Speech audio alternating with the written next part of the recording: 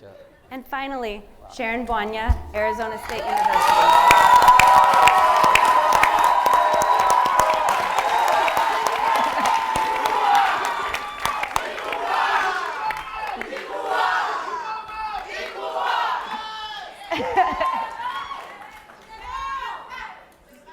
So about 7 years ago, I got the opportunity to visit outside the continent of Africa for the first time.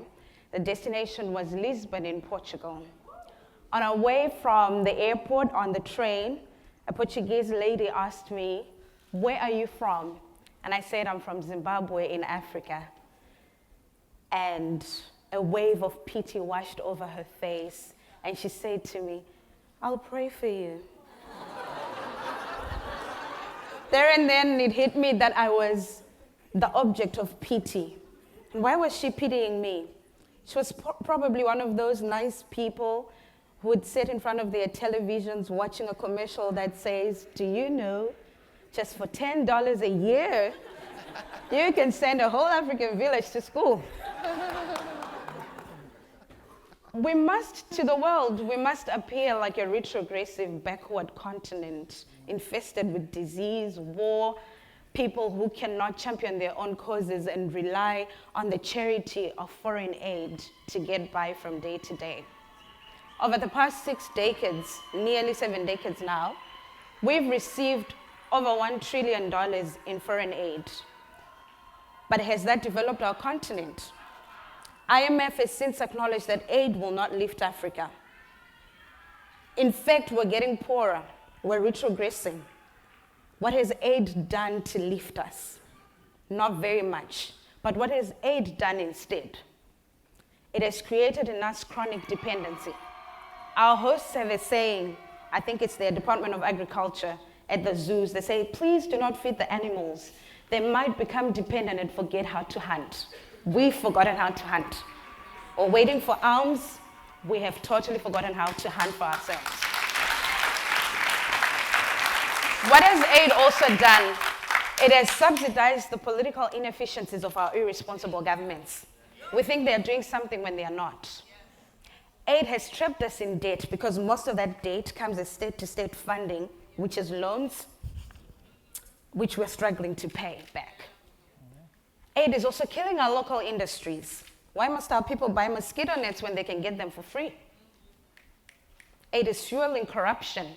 Agencies such as the United Nations, USAID, can work with governments regardless of how responsible they are or not. But I have a question for you, my fellows in the civic leadership cohort.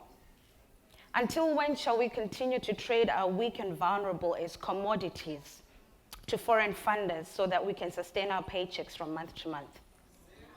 Until when shall we be complicit in implementing ineffective programs that are not designed to eradicate the problems on the ground, but only designed to align to the funders' interests?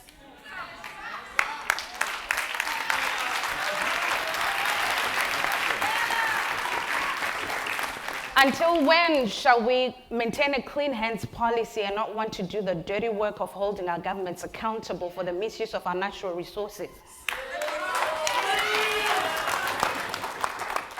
The providers of foreign aid are not going to come and uproot our ineffective governments. We have to do that for ourselves. They will not do it for us, unless it serves them, of course. So here are a few things I think we need to do. First of all, we need to change our mindset. We can champion African solutions to African problems if we use our creative energies in the right way, if we remember how to hunt, if we hold our governments accountable, if we leverage on our status as the last investment frontier to move our continent from aid to trade. I'm not talking about something fanciful. Eritrea did this in 2007, completely rejected all foreign aid. For a few years, it was hardships. But from 2010 going onwards, the economy started recording growth.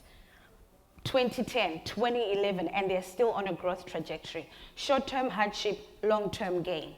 Rome wasn't built in a day.